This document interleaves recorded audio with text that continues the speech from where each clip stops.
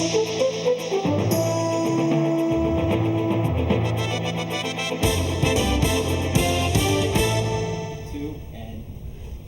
hello there, Don Williams here, and we're going to be talking about security today on Forum 40. We have a security expert.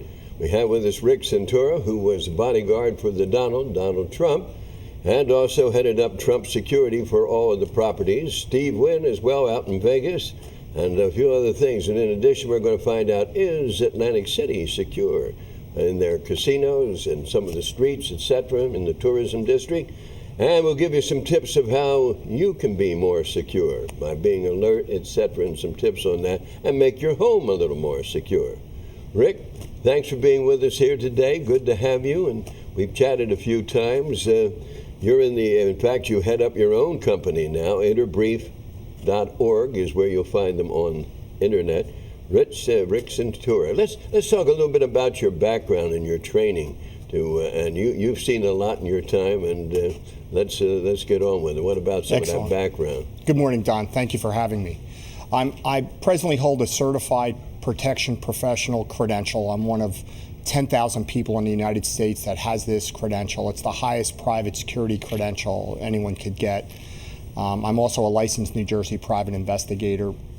I've worked for many, many years and been able to attend a multitude of specialized training relating to security and asset protection, from anti-kidnapping to soft terrorism, counterintelligence, protective driving, firearms instruction, mace, pepper spray instruction. And I've learned a lot and been able to hone my skills frequently over my 30-year career. I also sit on the Department of Homeland Security's Commercial Sector Coordinating Council. I'm a group of one of about 20 civilians that sits on this council with DHS. We help develop policy, procedure, and training that rolls out into different commercial sectors. Let me interrupt you there and keep your thoughts. Yes. But since you're on that Homeland Security Council, what do you make of these fences that are being put up? Everybody's asking about them over the bridge. I mean, thousands and thousands of dollars. I know you didn't have anything to do with that. At least I hope you didn't. No. But do you, and with your expertise and your background, your experience, do you really think those fences are going to keep a terrorist away from the bridge? I think if someone is highly motivated to attack a structure like that, they can find ways to do that. That a fence probably won't prevent them from getting access. I think this may have more to do with trespassing and keeping people from accessing points below where they would fish or etc. And the infrastructure underneath and around the bridge may be as much exposed as people getting up along sides of it. But these fences may not be the best use of Homeland Security dollars, but there's been other excellent use of Homeland Security dollars in this area. So I don't know that much about the politics on how it works. I know as a taxpayer, it was a little perplexing for me to see that. I didn't know that that bridge was under specific threat. Everybody's talking about it because a lot of people see it and they say, what? But go ahead with the rest of that background if you don't mind. Yeah, and I've been able to continue my education and work regarding learning about crime prevention, asset protection, and risk management. And I apply those skills today in my business, and I have clients that range from private individuals, small businesses, large businesses, higher education, and public sector. I work for several public sector agencies as an advisor and a consultant. Well, when did you go to work for, did you start with the Donald, or was it Steve? When did you get into the casino aspects of this? I worked in casino gaming as in security since 1980, and I started working for Steve Wynn. I was on the construction site as a security officer. That was here? In Atlantic City. And I was a very, my employee number was a 12 or 13. I had a very low employee number. We worked before we even had badges there guarding the site. And then in short order, when Wynn became to travel and come to New Jersey a lot, there was a need for him to have executive protection and armed executive protection. And Mr. Wynn was leery of putting police with him that would come and go, and off-duty police. He wanted his own person, so I was asked if I would consider that role, and I was able to get some specialized training and additional skills to do that. And then on my 21st birthday, I was assigned, and I wound up protecting Mr. Wynn and members of his family. and every time he would come to town. And I lived in a home that they rented an apartment for me in Ventnor next to Mr. Wynn's house, and I was responsible for security of the residents and his transportation and all of his entertainment people. And I did that all the way until the Golden Nugget Atlantic City was sold, and Mr. Wynn transferred me to Las Vegas, where I became the director of security of Golden Nugget Las Vegas. And I also worked on the construction site and construction security for the Mirage while that was being constructed. So that's quite a bit of experience. And then you came back east. Yeah, sand in your shoes or whatever. You came back, and then you go directly to work for Mr. Trump? No, I didn't. I came back. I came back to New Jersey. I left Wynn on good terms. Still have an excellent relationship with Mr. Wynn and his family. Came back on good terms. I came back to be closer to my family. My brother was gravely ill at the time. We wind up losing my brother, and I came back to be close to my family. So I got a job at Resorts as the chief investigator. And there they had just replaced and gotten rid of Intertel, the Intertel function there. And I was hired to replace Intertel and to perform in-house investigations relating to internal, external crime, due diligence, and some asset protection work there. So I worked there for about 10 months, and then Dennis Gomes came to Atlantic City from Las Vegas, and he had worked for Wynn and then began working for Trump. So he asked me to come over, and I started working at the Taj Mahal as the security director there, vice president of security there. And then my role expanded to be overseeing security for all 3 properties. In addition to, at the end of my career, I took over properties out of state, oversaw security in Gary, Indiana, Palm Springs, California, and then took over the risk management function for Trump. And in other words, you oversaw it, you made sure the training was proper and the placement of the personnel and that type of thing? Yeah, underneath me, I had security directors in each place that had the day-to-day overall responsibility. I did more of the global work regarding, policy, procedure, and et cetera. That's what Intertel, by the way, was the global, that's international, Yes. Very high tech, right? Very high tech. I was the low tech replacement, tech replacement for Intertel, but they were very formidable, and they a lot of heavy people in there. One sidebar on that, for a brief period of time when they first opened, I went to work for Resorts. I don't know if you were there at the time when they first opened. It was about 2 weeks or a week after they opened. They needed lounge supervisors. So I had my application in and all of that, and then no badge yet. It hadn't come. And I was stationed outside the bars and then the Rendezvous Lounge, but no name. Bartenders all thought, I heard them say, they thought I was with Intertel, keeping an eye spying on them and what have you and all that. It was interesting for a while. I lasted after the first 4th of July. I said, I don't think this is for me. I thought my legs were going to fall off because not knowing when to take a break and everything like that. I went that first 4th of July at 5 in the evening, didn't come out to 5 the next day. And I said, gee, and I was still working in radio at the time, only in sales for another company. We don't need to go through that. Let's get to the important things. Is Atlantic City secure now? Have they stepped up after that incident at the Taj?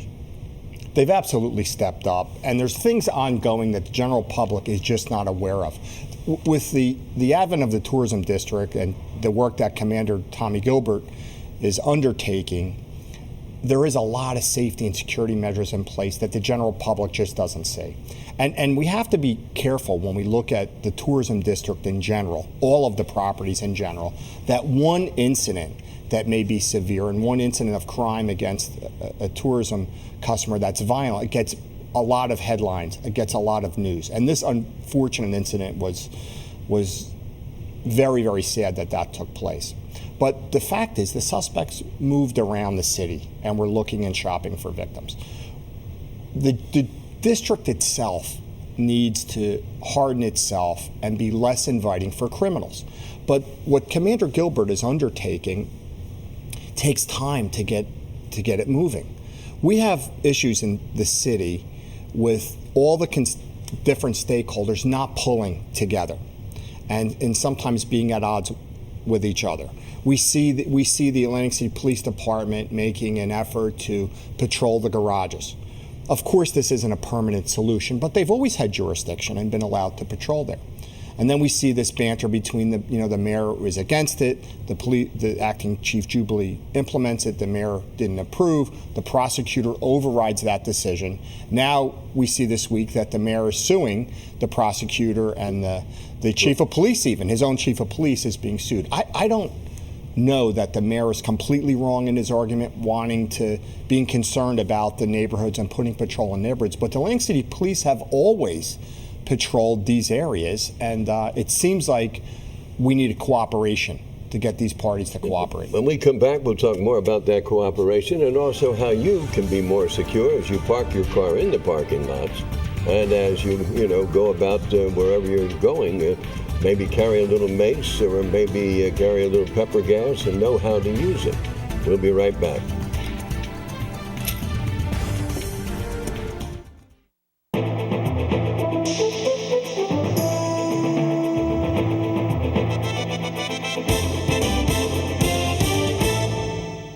We're talking with security expert Rick Santoro. We're going to find out, is Atlantic City more secure today, and how we can make you more secure with some tips.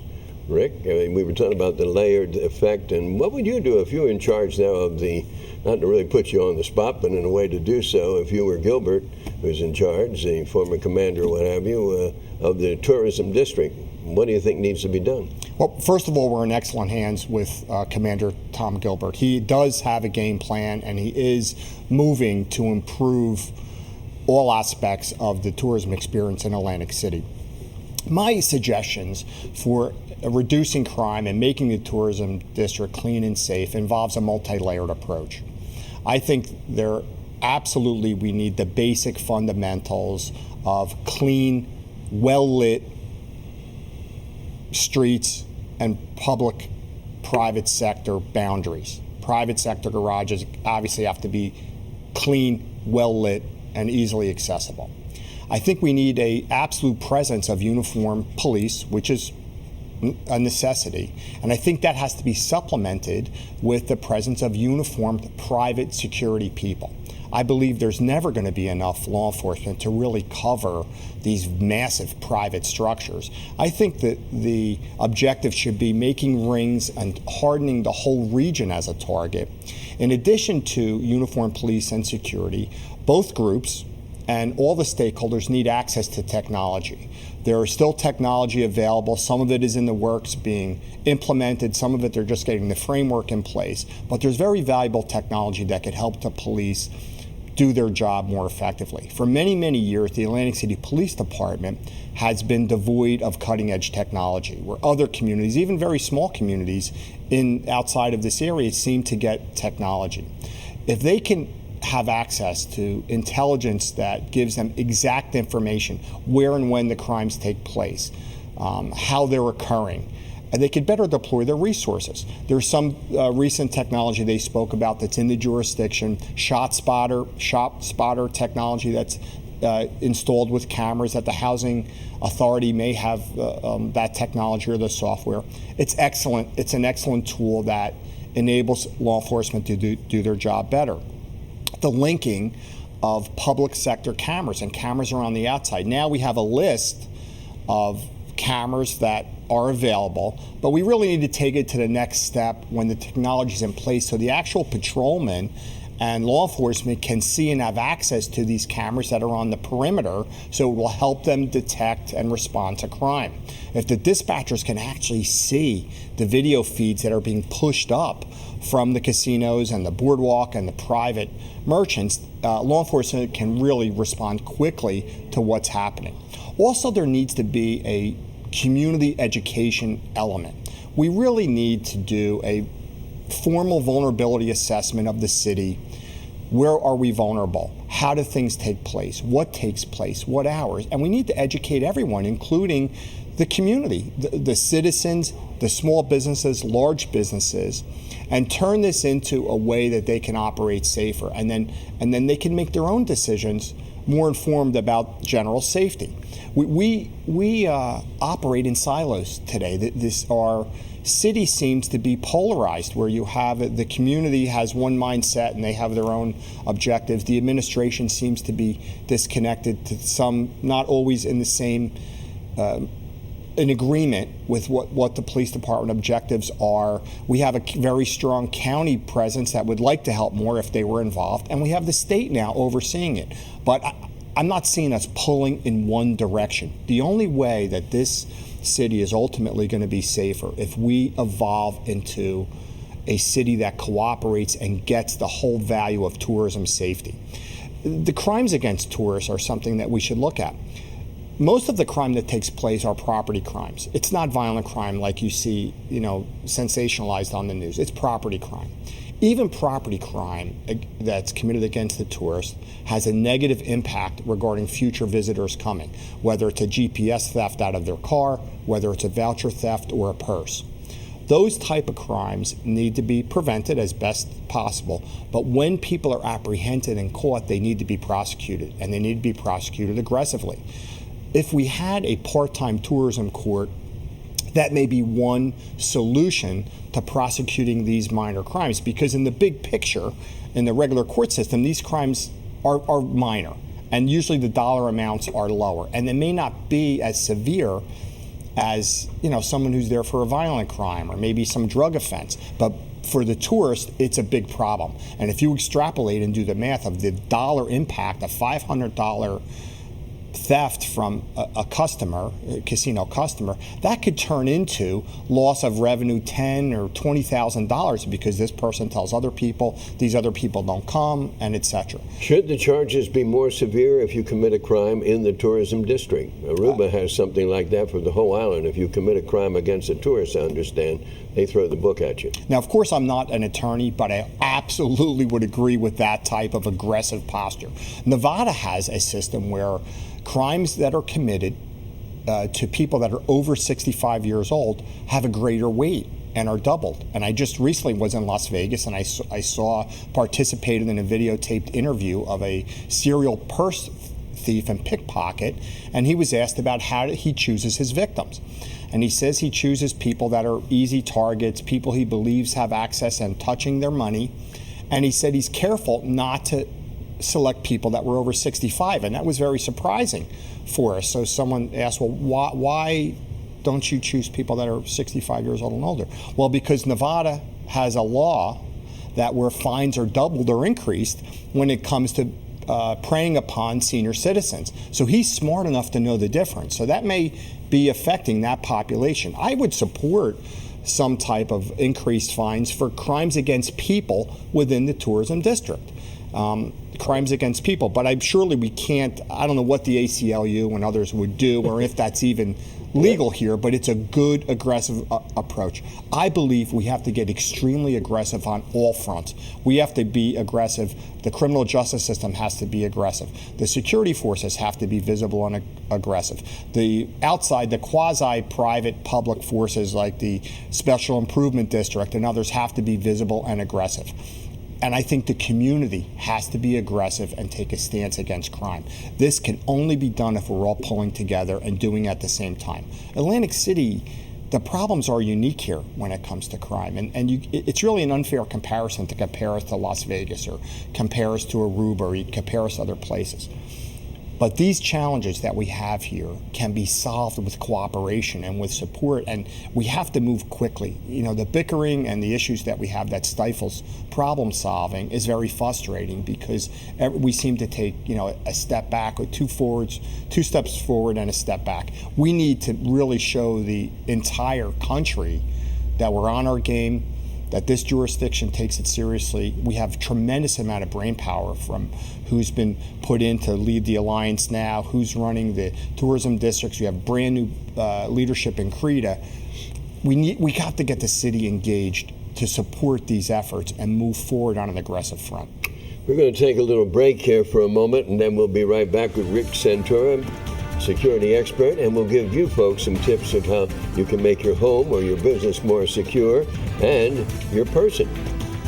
Could you carry some mace or some pepper gas? And should you know how to use it if you carry it? That's one thing. Is there a certain type of glass that comes that can protect your home, your business? And we'll explore all that with Rick, and how you should even park your car in a parking lot maybe, and what to look out for. We'll be right back.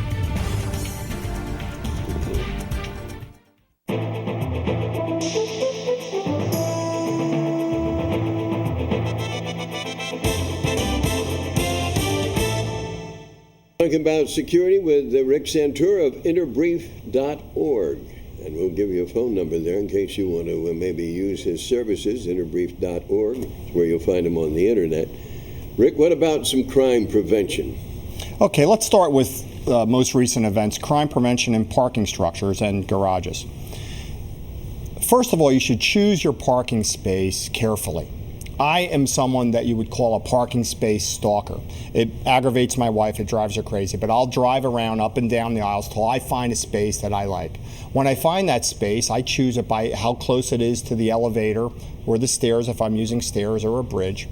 And I also always back my vehicle in when I park so that it gives me a better line of sight when I get in and approach my vehicle, and I'm able to look around as I step and I get in the vehicle. And also from a distance, I look to see if anybody's underneath or lingering around the vehicle. The one important factor when you're parking in parking structures or even in a surface lot at the mall or at the movie theater is to try to go to and from your car with other people.